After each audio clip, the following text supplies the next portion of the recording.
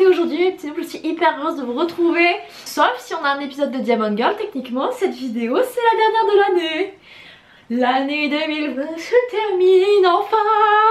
Je pense qu'on pourra dire hein, que à l'effigie de mon pull, 2020 aura été compliqué, hein, voilà, pour beaucoup de monde. Hein. Personne ne s'attendait à avoir une pandémie mondiale non plus. Hein. Ça a chamboulé pas mal de projets, hein, puisque je devais partir 3 semaines en Thaïlande. Actuellement mon meilleur pote du coup Jérém avec qui je devais partir n'a toujours pas été remboursé des billets hein, parce que c'est lui qui avait avancé les 2 sommes pour nous hein, pour qu'on soit côte à côte. Depuis il attend toujours en fait le remboursement de la compagnie. Voilà.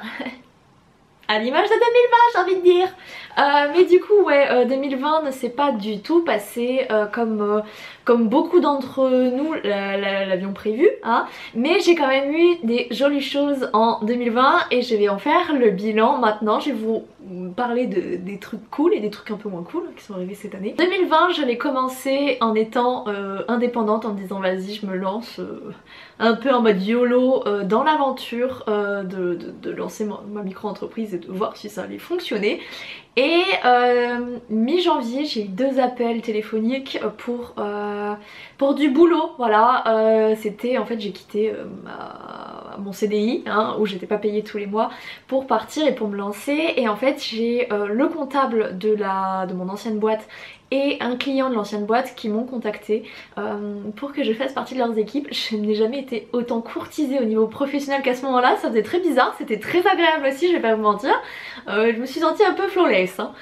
Finalement j'ai accepté le mi-temps en comptabilité parce que il était plus proche, hein. Moi j'habitais l'Homme, le cabinet comptable était sur Lille, l'autre boulot était sur Roubaix, c'est l'autre boulot qui était sur Roubaix, c'était dans une entreprise, enfin dans une usine, donc je savais que j'allais me peler un peu le cul. Après le boulot était carrément mieux parce que c'était assistante marketing, là où en compta j'étais un peu secrétaire comptable. Mais j'ai opté pour la comptabilité en disant bien que voilà en mars je serai pas là parce que j'avais déjà prévu mon voyage en Thaïlande, patati patata. Et donc début février j'ai commencé mon mi-temps hein, en compta. Et ma foi je me suis très vite rendu compte que la compta définitivement c'était pas pour moi. Et surtout au-delà de ça que le salariat c'était pas fait pour moi parce que je tombais sur un patron qui m'a fait quelques petites réflexions que j'ai pas trouvé agréables, et même des réflexions de manière générale sur par exemple ses avis politiques qui n'étaient pas les miens. Et c'est là où je me suis dit définitivement le salariat c'est pas fait pour moi. Devoir dépendre d'une autre personne, devoir subir ses sautes d'humeur, ce genre de choses, ce n'est pas pour moi. Je m'en rends compte de plus en plus. J'ai été très professionnelle évidemment ouais, quand même. Je sais être professionnelle, je sais bien faire mon travail. Mais c'est pas fait pour moi en fait d'être sous les ordres de quelqu'un, même si c'est quelqu'un que j'apprécie, ce qui n'était pas le cas là du tout. Mais c'était quand même, voilà, je me rends compte avec les expériences que j'ai eues au niveau professionnel aussi, je me rends compte que j'en ai eu une vraiment très positive. Et encore j'avais des points négatifs puisque je bossais à la BU de mon université et c'est pas le boulot le plus passionnant, mais j'avais une bonne équipe, le boulot était pas horrible, j'avais quand même des trucs à faire, c'est peut-être ma meilleure expérience pro. C'est pas ouf, je pense que j'en ai quand même, je dois avoir j'ai eu 5, oh j'en ai eu 5, en dehors, plus les stages, je vais pas compter genre les missions d'intérim qui duraient une après-midi, mais voilà, je me rends compte que j'ai pas eu de bonnes expériences en fait, il y a toujours eu quelque chose qui m'a bloqué, qui m'a freiné à chaque fois dans mes expériences pro. J'ai jamais eu un taf où je me suis dit je me suis éclatée à 100% de A à Z, c'était génialissime, j'ai adoré. La seule chose où je peux dire ça c'est c'est l'écriture, parce que même YouTube il y a quand même des points très négatifs qui font que même si je m'éclate il y a quand même des choses qui me saoulent, genre le montage, je déteste toujours ça après autant d'années. J'arrête les lives quand même, ce qui a lancé ma chaîne, je l'arrête au final. Donc ouais YouTube, même YouTube en fait a des points négatifs tu vois, et il y a vraiment que dans l'écriture, même si je vous bassine tout le temps en vous disant que j'aime pas la correction, l'écriture c'est quand même vraiment ce que j'ai envie de faire de ma vie tu vois. Et cette expérience en cabinet comptable m'a confirmé en fait ce que je savais déjà, mais qui l'a vraiment confirmé. Je suis pas faite pour le salariat, je ne veux plus travailler en salariat. Si je rebosse en salariat c'est vraiment pour l'alimentaire parce qu'il faut manger, mais sinon je veux plus jamais vivre ça parce que c'est nulle parce que je suis pas faite pour ça, je suis vraiment pas faite pour le salariat, je suis trop indépendante, je suis trop autonome et j'ai trop envie de faire à ma manière pour que ça fonctionne, et au moins ça aura servi à ça, et aussi à prendre des compétences en compta qui ne sont jamais, c'est jamais perdu ces trucs là, donc ouais quand même je suis très contente quand ça s'est terminé. À savoir que du coup il y a eu Miss Confinement qui est arrivé hein, après tout ça, donc du coup j'ai pas pu partir en Thaïlande, mais du coup j'ai été chez moi, j'ai beaucoup écrit. Je crois que je vous ai noté, je crois, le nombre de mots que j'ai écrits. J'en ai écrit 665 000. C'est énorme, hein. Vraiment c'est énorme. Pour vous dire, quand je travaillais à temps plein, Honora je l'écrivais en 10 mois à peu près. Et un bouquin d'Honora ça faisait 115 000 mots. Donc dans l'année j'écrivais 115 000 mots. Là j'ai juste fait x6. Ok LM. Mais pour vous dire que c'est quand même ça, c'est quand même ma passion, c'est quand même ce que j'aime faire, il n'y a pas de doute possible. J'ai quand même aussi publié beaucoup de bouquins sur l'année, hein, puisque j'ai publié Illusion, Qu'est-ce que j'attends pour être heureuse, Playing Boss, Playing Girl, Playing Us, The Roses House. Encore merci pour vos retours, vraiment j'ai vraiment eu que des bons retours sur ce roman là. C'était mon roman test, c'était le genre que je connaissais pas, que j'ai jamais écrit en fait, j'ai jamais écrit d'horreur et c'était mon roman test et j'ai vraiment eu d'excellents retours, donc merci à vous. Et on termine par Opération Faux Petit Ami de Noël. Moi à côté j'ai quand même écrit d'autres choses que ces romans là, j'ai écrit aussi les nouvelles gratuites qui vont sortir incessamment sous peu, là la semaine prochaine ou la semaine d'après. Donc il y a les nouvelles gratuites, c'est quand même en termes de taille, c'est comme un Opération Faux Petit Ami de Noël quand même, c'est comme une romance de Noël. Donc j'ai 35 000 mots que j'ai écrit dessus sur les nouvelles. J'ai réécrit tout le tome 2 d'Honora, j'ai aussi corrigé le tome 2 et donc le tome 1 et ça aussi ça m'a rajouté des chiffres au compteur. J'ai déjà écrit le tome 1 de Bad Boy versus Saint-Élo, ma romance adolescente qui se passe au lycée et qui sort en mars, donc j'ai déjà écrit le tome 1. Et enfin j'ai bouclé l'écriture du premier tome d'Artemis, donc qui fait partie des séries qui sont en crossover avec celle d'Honora. Donc ouais j'ai quand même pas mal écrit hein. Ah oui j'ai oublié de vous dire, j'ai quand même écrit 50 000 mots sur mon fantasy, donc qui sera une duologie et que j'ai présenté en fait un concours. Normalement j'aurais dû avoir les résultats mi-novembre mais ils ont pris beaucoup de retard, donc j'aurai les résultats en février, donc là je ne sais toujours pas si je serai prise, mais du coup j'en ai déjà écrit la moitié du tome 1, donc j'ai écrit 50 000 mots dessus. Ouais quand même quand tu regardes tu fais Nini a bien travaillé quand même, elle a beaucoup écrit, c'est vrai que ça a quand même rythmé beaucoup mon confinement et même de manière générale un peu ma vie. Et puis confinement c'est terminé, j'ai repris le boulot, là ça s'est vraiment confirmé comme quoi je ne voulais plus être salariée. J'ai terminé et puis dans le même temps ma maman devait prendre cet appartement, elle devait le prendre avec ma petite soeur qui s'est trouvé un amoureux et qui du coup voulait vivre avec son amoureux, et moi qui depuis janvier pensais très fortement à redescendre dans le sud mais plutôt Bordeaux-Toulouse. Et puis bah du coup ma maman qui se retrouve avec un appartement qui coûte plus cher que celui qu'elle avait avant, avec 2 chambres et un loyer qui a du coup forcément augmenté. Mais du coup pas une deuxième personne pour l'aider à payer. En soi elle aurait pu le payer tu vois, mais elle aurait quand même mis beaucoup d'argent dedans sans avoir l'utilité d'avoir 2 chambres. Donc du coup on s'est décidé et fin août j'ai déménagé ici, donc à Montpellier. Je suis à côté de Montpellier, je suis pas à Montpellier même, mais on a déménagé, j'ai redéménagé dans ma région d'adolescence parce que j'ai vécu mon enfance ailleurs que près de Montpellier. J'étais pas très chaude parce que je garde vraiment de mon souvenir d'adolescente. Mon adolescence n'a pas été simple, je veux dire j'ai une belle vie quand même, enfin je vais pas à me plaindre, mais j'ai détesté Montpellier, j'ai détesté le sud, j'ai détesté la mentalité du sud. J'avais beaucoup d'idées noires, j'étais très sujette à la déprime quand j'étais ado. Et vraiment quand ma soeur habite toujours le village où j'habitais avant, quand je roule dans ce village là je le déteste toujours autant. Vraiment je pensais pas ça possible de détester un lieu, mais c'est le cas. C'est le cas, et du coup j'ai aussi dû faire mes adieux à ma ville chérie, à ma région de cœur, à mon département d'amour. J'ai tellement aimé le nord, c'était tellement en opposition avec le sud. En plus jour pour jour pratiquement je suis restée 8 ans.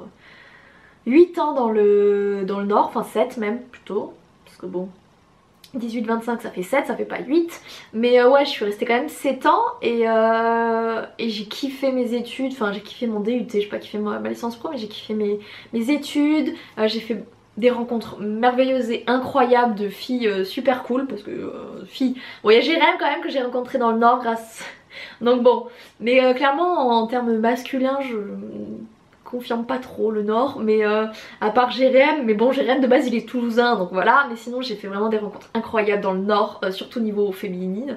J'ai vraiment rencontré des personnes très très cool, des super copines et vraiment j'ai laissé une partie de mon cœur quand même là-haut parce que c'était très très cool d'habiter le Nord, mais bah, quand on se retrouve seul à l'autre bout de la France sans sa famille c'est très compliqué à gérer, surtout bah, quand tu as des soucis et que tu es seule pour les gérer, c'est très compliqué et avec le confinement, même si j'ai adoré le confinement parce que je suis quelqu'un d'assez solitaire, d'indépendante, j'avais mes petits lives, j'avais ma petite vie, enfin je bossais comme avant, c'est vrai que de sortir vers la fin ça me manquait quand même pas mal. Et c'est là en fait où je me suis dit je suis solitaire et j'ai quand même besoin des gens, enfin j'aime bien quand même parler et voir des gens en physique et du coup ouais ça m'a quand même confirmé que j'avais aussi besoin de ma famille et c'est vrai que bon là je les vois beaucoup plus souvent, genre beaucoup plus, mais ça me dérange pas. Puis bah du coup Jérém n'est plus dans le Nord depuis, lui il est reparti sur Toulouse et puis Anna elle habite le sud mais l'autre sud, mais du coup j'ai quand même mes deux meilleurs potes à la vie à la mort qui sont là. Après ma deuxième meilleure amie qui est dans le Nord, moi clairement c'est un peu plus compliqué de la voir, mais c'est vrai que bon au change mon déménagement dans le sud c'est quand même très bien passé, enfin j'ai quand même récupéré quand même pas mal d'amis. Puis j'ai quand même certains autres amis vraiment d'enfance du coup, d'adolescence plutôt, qui sont encore ici mais que j'ai pas réussi à voir puisqu'on s'est reconfiné et que j'ai des potes en fait aussi qui sont indépendants, hein. Ma super pote de Montpellier elle est photographe indépendante et entre le confinement et les photos de classe scolaire elle les a enchaînées, enfin vraiment je la suis sur Insta et je suis là genre je ne sais pas quand on va encore pouvoir enfin je ne sais même pas quand on va pouvoir se revoir tellement elle a du boulot, mais c'est vrai que ouais j'ai renoué déjà des contacts avec certaines personnes de Montpellier et là j'attends juste que ça se calme un peu avec le Covid, mais j'ai vraiment, je suis très contente d'avoir déménagé, c'était vraiment un point où je savais qu'il fallait que je quitte le Nord. Et je suis contente de la manière dont ça s'est fait. Qu'est-ce qui s'est passé aussi? Bah du coup j'ai eu mon déménagement fin août. Et puis est arrivé ce qu'on appelle un burn-out. Voilà, pendant 2 mois ça a été très compliqué de travailler. La seule chose que j'arrivais à faire, en fait j'ai réussi à publier des vidéos. J'ai réussi à faire des lives. Mais au niveau écriture ça a été plus que chaotique. Août ça a été un peu voilà, mais en gros de janvier à début août j'ai bossé 10 heures par jour en semaine et le week-end je bossais 7 heures par jour, donc j'avais pas de jour de repos, je bossais non-stop et en fait à un moment c'est normal, c'était obligé de casser et ça a pété, ça a vraiment pété et c'était compliqué parce que ça a pas que péter en fait au niveau de ma productivité, hein, c'est à dire que si j'avais plus de 3 choses à faire j'arrivais pas, j'étais comme une loque dans mon lit, j'arrivais pas à faire plus de 3 choses, ça me paniquait en fait et je ne faisais rien. Ça a été chaotique au niveau de mon écriture et du coup en octobre j'ai beaucoup lu, j'ai lu 13 romans, ce qui m'était pareil depuis le début de l'année. Le début d'année j'arrivais péniblement à lire 2-3 romans par mois et encore en forçant. Là j'en ai lu plein, j'ai lu plein de séries que j'avais déjà lues l'écriture est revenue à ce moment là quand j'ai décidé que j'allais pas me mettre la pression sur le nombre de mots que j'allais écrire, sur tant pis si je prenais plus de temps qu'avant, puisqu'il faut comprendre que j'étais arrivée à un point où j'écrivais un roman en 2 semaines. Ouais mais en fait entre ma santé mentale et un roman, à un moment faut faire un choix, donc j'ai pris plus mon temps et c'est là où j'ai écrit Bad Boy vs Saint-Élo donc en octobre. Mais ça a été très compliqué de gérer ce burn-out parce que c'est là où je me suis rendu compte en fait que ouais je suis jeune, ouais je peux pousser clairement mon esprit et mon corps à un certain niveau, level, mais à un moment ça pète en fait, enfin je suis pas un robot et ça a été très compliqué parce que je savais que j'allais avoir besoin de repos, de m'arrêter etc. Mais je pensais que j'allais pouvoir tenir 1 année voire 2, ce qui n'a pas été du tout le cas, mais en même temps en bossant autant et faut se rendre compte en fait que l'écriture c'est quand même un boulot qui est très mental, qui est sujet à Madame Inspiration et c'est très compliqué en fait de continuer à avoir cette inspiration tous les jours, ça se travaille, ça s'apprend mais je me suis rendu compte qu'en fait à force de tirer sur l'élastique il pète et c'est ce qui s'est passé et du coup j'ai mis en stand-by mon podcast que j'avais lancé Je l'ai laissé en stand-by et puis je vais le reprendre en janvier, tranquille. Mais j'ai fait des choix, vraiment en fait cette fin d'année j'ai fait beaucoup de choix professionnellement. Je me suis aussi lancée sur Twitch fin octobre en fait, ça allait vraiment mieux et du coup j'ai relancé un peu, j'ai relancé Twitch un peu par hasard. Je remercie Alexipia parce qu'en fait je voyais qu'il me donnait son sub tous les mois alors que je streamais pas. J'étais là genre mais il est trop pipou, mais en même temps c'est Alexipia, il est trop pipou tu vois. Et je me suis dit ça commençait à faire un moment que les lives YouTube étaient pas géniaux, où j'en sortais très en colère, ou vraiment insatisfaite et je ne stream pas pour être insatisfaite. Ça a été dur de me dire que j'allais arrêter les streams parce que sur YouTube. Parce que c'est ce qui a lancé ma chaîne, c'est ce qui m'a aidé à décoller et que je suis quelqu'un de très fidèle, donc généralement même quand il n'y a plus rien à sauver je suis encore là et essayer de recoller 3 bouts de carton et un morceau en verre, mais à un moment en fait fallait arrêter. Et puis il y a eu le nouvel algorithme de YouTube qui est sorti en automne et mes vues se sont effondrées. Donc c'est à dire que je passais des mauvais moments en live, ça me rapportait pas plus de vues que ça, c'était même pire que ça, enfin ma chaîne s'est effondrée hein, quand même. C'est vrai que quand je regarde mes stats maintenant et avant cet algorithme, j'ai un peu envie de chialer. Mais bon, et du coup j'ai trouvé vraiment un échappatoire sur Twitch avec des gens qui sont déjà mon âge ou qui sont adultes, qui sont pas des gamins. J'ai pas besoin de faire la leçon, j'ai pas besoin d'éduquer les personnes parce que sur YouTube c'est quand même beaucoup d'enfants donc que tu dois éduquer. Et j'ai pas que ça à foutre en fait, c'est pas mon rôle, je suis pas maman, c'est pas pour rien, c'est parce que je veux pas me taper ça. Et donc du coup j'étais là genre non je veux plus.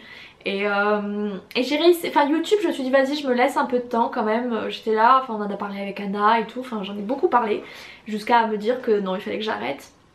Donc ouais je suis... Cette année 2020 a été assez chargée, j'ai beaucoup écrit, j'ai sorti quand même 7 romans dans l'année, j'en ai écrit, si on compte les nouvelles comme étant un roman, j'en ai écrit 10. Donc voilà, enfin, j'ai quand même très bien travaillé, j'ai quand même bien bossé, je peux être très fière de moi et à un moment en fait ben, j'ai des choix à faire parce que j'ai que 24 heures dans une journée et lancer Twitch me prend du temps que du coup je vais récupérer sur les lives YouTube parce que Twitch c'est tellement cool, c'est tellement génial que j'ai pas envie de lâcher ça et puis bah YouTube continuera. J'ai décidé que je méritais de passer des bons moments en fait. J'offre du contenu gratuit ok mais pas à n'importe quel prix et je crois que c'est ce que ça m'a appris 2020. Vivre mes rêves ok mais pas à n'importe quel prix et pas au détriment de ma santé mentale parce que c'est un peu ce que j'ai de plus précieux hein. Ma créativité, mon originalité, mon écriture ça reste primordial, c'est ça que je veux faire de ma vie et c'est sur ça que je dois concentrer mes efforts et s'il y a un truc qui doit sauter bah écoutez ce sera YouTube. Donc du coup voilà, vraiment 2020 a été très chargée comme année et je suis pas mécontente qu'elle se termine hein, parce qu'elle a été très bizarre et je crois qu'on a tous envie qu'elle se termine. J'ai hâte, moi j'ai toujours hâte de toute façon quand il y a des nouveaux départs comme ça genre wow je suis toute folle. Mais 2021 il va y avoir tellement de sorties de livres, il va y avoir tellement de trucs ouf et moi vraiment de janvier ça commence sur les chapeaux de roue, enfin je veux dire je vais foncer ma couenne. Il va y avoir la sortie des nouvelles gratuites, il va y avoir la sortie d'Honora, enfin ça va être officiel l'année 2021 et je veux qu'elle soit exceptionnelle. Et du coup j'espère qu'en tout cas vous en tirez quand même des jolies choses qui vous sont arrivées en 2020. 2021 est là, on l'arrive bitch. Du coup je vous retrouve en 2021 pour des nouvelles et folles vidéos et puis je vous retrouve sur Twitch en live pour des streams de qualité plus ou moins moyenne. Du coup je vais vous laisser là, merci de ceux qui ont acheté mes livres et qui m'ont permis de vivre une année incroyable sur le plan livresque et sur le point de vue d'indépendant. En tout cas merci à vous, merci à ceux qui laissent des commentaires. Moi je vais vous laisser là, je vous fais à tous et à toutes de gros bisous, je vous aime tous très fort, ciao ciao.